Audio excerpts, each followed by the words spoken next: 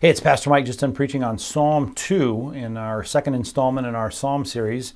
And I hope that you will work through those discussion questions. They're downloadable on the website, or you got them if you were here at the service. But really one of the things we try to get you to do in the middle of those discussion questions is just think about what focusing on the forecast will do to our own lives, our priorities. It's kind of the question we read there quickly in 2 Peter 3. You know, if this is all supposed to be this way, what kind of people ought we to be?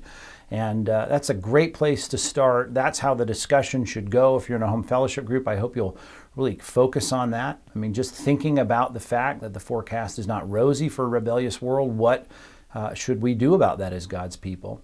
And I start in the discussion questions by trying to get us to sympathize just a little bit with the average non-Christian, because we were all there once where we chafed against the authority of God. And just want to kind of have you ponder and discuss why it is that it's such an attractive option to, try and run our own lives and not have to submit to God or Jesus Christ.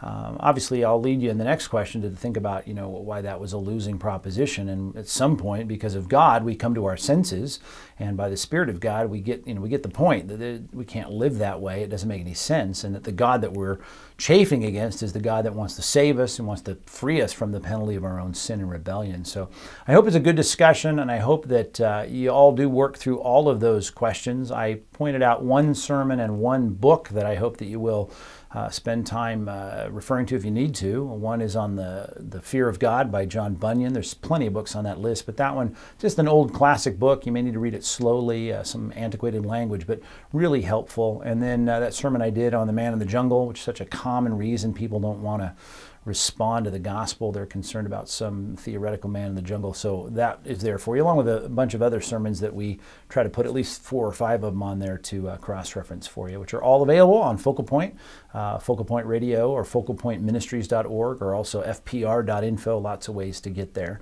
So hope you profit from this second psalm. We move on next week, Psalm 15, and continue our series in the Psalms.